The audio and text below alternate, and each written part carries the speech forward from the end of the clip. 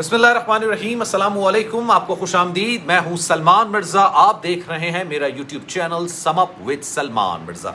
बहुत शुक्रिया जनाब, ये वीडियो देखने के लिए आपने वक्त निकाला है। तहे दिल से आप सबका मैं शुक्रिया अदा करता हूं और मेरी दुआ है आप जहां हों खैर वाफियत से हों, सेहतमंद हों और तंदुरुस्त हों।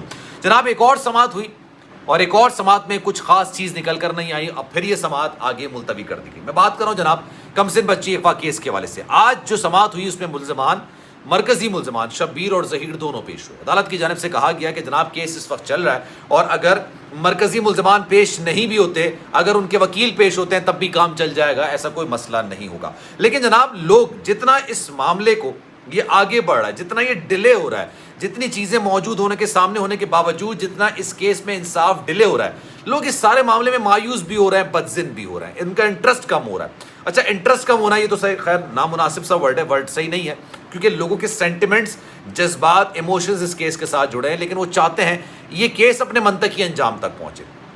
वो चाहते हैं जनाब मेहदी काज़मी साहब को इंसाफ मिले। वो चाहते हैं कि इस माशरे में उन लोगों के खिलाफ कार्रवाई हो जो 12, 13, 14 साल की लड़कियों को घर से भागने पर उकसाते हैं और उनके साथ बैठ के वीडियोस बनाते हैं और उनके मुंह से वालिदैन के खिलाफ मुग़ल्लज़ात कहलवाई जाती है। ये तमाम चीज़ों के खिलाफ कार्रवाई होनी चाहिए, लोग ये चाहते हैं। तो जितना कहते हैं ना जनाब, जस्टिस डिलेड जस्टिस डिनाइड, जितना डिले होगा जस्टिस उतना समझा जाएगा कि जस्टिस हुआ नहीं। लेकिन आज हुआ क्या? आज एमएलओ के हवाले से भी बात की गई, मेडिकल के हवाले से बात की गई। अच्छा, कई चीज़ें ऐसी होती हैं जो आप लोग पूछते हैं कि एमएलओ करना क्यों ज़रूरी है, क्यों मेडिकल करना ज़रूरी है। मेडिकल हो तो गया, जिससे उसकी उम्र निकल कर सामने आ गई। लेकिन आज जिब्रान नासिर साहब ने इसमें डिटेल में वजाहत की है कि एमएलओ होना क्यों ज़रूरी है, क्यों इस बच्ची का जिस्मानी तौर पर मेडिकल होना बड़ा ज़रूरी है। तो भी आज आपको बताऊंगा। और साथ साथ जनाब चालान कहाँ तक पहुँचा, चालान में फिर से वो दफात शामिल की जा रही हैं जो कि निकाल दी गई थी, अब असर रसूख इस्तेमाल करके निकाली गई थी, किस वजह से निकाली गई थी, ये तो खैर जनाब आगे चल के पता चल जाएगा। लेकिन आज जो इनके तफ्तीशी ऑफिसर हैं रिंद साहब, वो भी अदालत में पेश हुए और अदालत ने जनाब पूछा कि आप क्यों जो रिपोर्ट है ज़िमनी चालान है उसको पेश करने में तारीख पे तारीख ले रहे हैं या फिर आप कर रहे हैं कि उसको डिले करें। तमाम चीज़ों पर आज बात करेंगे। लेकिन आगे बढ़ने से पहले आपसे गुजारिश है, अगर आपने मेरा चैनल सब्सक्राइब नहीं किया, सलमान मिर्ज़ा ऑफिशियल, मेरे यूट्यूब चैनल को सब्सक्राइब ज़रूर कीजिए, बेल आइकन ज़रूर दबाइए। सबसे पहले जनाब पहले अदालती कार्रवाई की बात करते हैं, फिर मैं जिब्रान नासिर साहब की गुफ्तगू पर आऊँगा। आज जब अदालत में ज़हीर और शब्बीर पेश हुए, जूनियर वकील के साथ पेश हुए थे, वो जो उनके वकील हैं वो 18 तारीख तक अवेलेबल नहीं है। तो जूनियर वकील ने उनको आके कहा जज साहब को कि जनाब 18 तारीख तक वकील साहब हमारे अवेलेबल नहीं है, आप 19 तारीख 18 के बाद जो तारीख देना चाहें आप दे दें तो उसमें वो अवेलेबल हो जाएंगे। तो 19 तारीख तक ये समात अभी फ़िलहाल मुलतवी कर दी गई है। फिर हुआ ये, जज की जानिब से रिमार्क्स आए थे कि केस इस वक्त चल रहा है और ज़हीर और शब्बीर नहीं भी आए तो कोई ऐसा मसला नहीं, उनके वकला पेश हो जाए तो जनाब ये मामला चल जाएगा। रिंद साहब वहाँ पर मौजूद थे। रिंद साहब से पूछा गया जनाब आपकी प्रोग्रेसिव रिपोर्ट का क्या हुआ, आपने जो रिपोर्ट जमा करानी थी उसका क्या हुआ, इन्वेस्टिगेशन में क्या निकल कर सामने आया। तो रिंद साहब ने कहा कि जनाब हमें अगली डेट दे दी जाए, हम उस वक्त तैयारी करके रिपोर्ट पेश कर देंगे। तो अदालत ने कहा कि आप बार बार तारीख ले रहे हैं, आप एक हतमी तारीख दे दें कि जनाब आप इस तारीख को अपनी प्रोग्रेसिव रिपोर्ट या हतमी चालान पेश कर देंगे।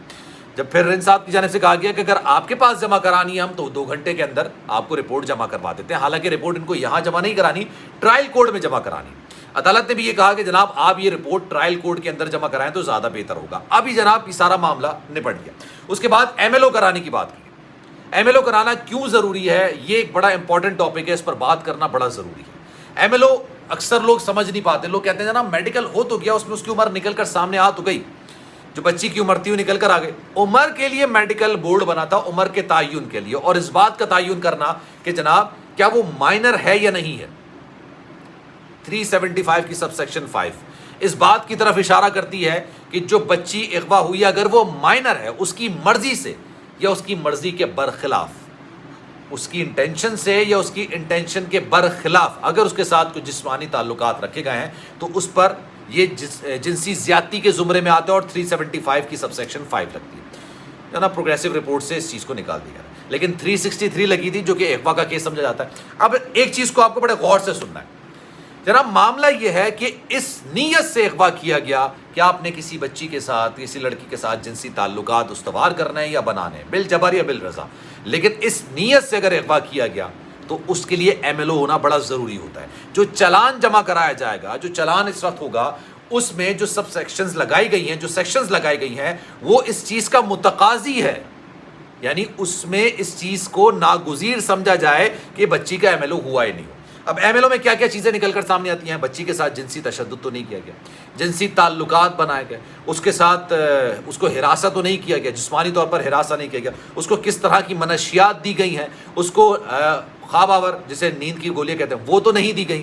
یہ تمام چیزیں اس میں چیک کی جائیں گی اور یہ تمام چیزیں چالان کا حصہ ہوتی ہیں، یہ تمام چیزیں چالان کا حصہ۔ اگر یہ چیز ایسی جمع کرائی جائے گی تو یہ تو انکمپلیٹ چالان سمجھا جائے گا اور اس کو پھر رد کر دیا جائے گا، کیونکہ 375 کی سب سیکشن 5، 360T یا پھر جو چائلڈ اسٹرینج میرج ایکٹ ہے، یہ تمام چیزوں میں بچی کا ایم ایل او ہونا بڑا ضروری ہوتا ہے۔ جو اس کو گھاؤ دیے گئے ہیں یا اس کے جو زخم ہیں وہ پرانے ہیں، نئے ہیں، کس طرح کے معاملات، یہ تمام چیزیں ایم ایل او میں نکل کر سامنے آتی ہیں۔ اس لیے جبران ناصر صاحب نے کہا کہ ایم ایل او کرانا بڑا ضروری ہے، اور جب تک آپ ایم ایل او نہیں کرائیں گے تب تک اس چیز کو تصدیق کے ساتھ نہیں کہا جا سکے گا کہ اس کے ساتھ کس طرح کے معاملات ہوئے ہیں اور کس طرح کے معاملات نہیں ہوئے۔ اچھا، پہلے میں یہ بھی سمجھ رہا تھا کہ جناب ایم ایل او جو ہوتا ہے وہ صرف جسمانی تعلقات کے حوالے سے کیا جاتا ہے، نہیں، بچی پر تشدد کیا گیا یہ بھی اس میں آئے گا، تشدد کے نشانات جو ہیں یا تشدد کے جو زخم ہیں وہ ختم ہو گئے تو بھی اس کی رپورٹ آ جائے گی، اس کی ہسٹری آ جائے گی۔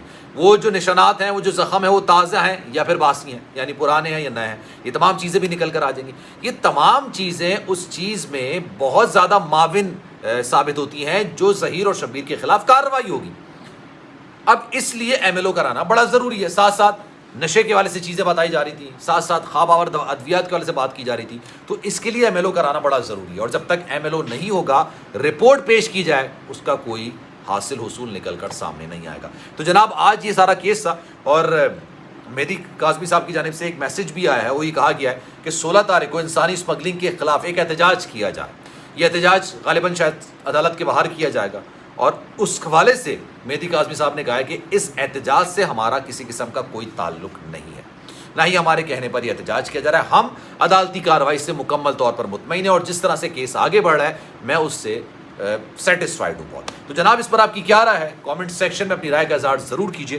سلمان مرزا کو دیجیے اجازت، آپ کی دعائیں رہیں، زندگی رہی اور اللہ نے صحت دی، تو انشاءاللہ اگلی ویڈیو میں آپ سے پھر ملاقات ہوگی۔ جانے سے پہلے آپ سے گزارش ہے، اگر آپ نے میرا چینل سبسکرائب نہیں کیا، سلمان مرزا آفیشیل میرے یوٹیوب چینل کو سبسکرائب ضرور کریں، بیل آئیکن ضرور دبائیں۔ خیال رکھیے گا اپنا، اللہ حافظ۔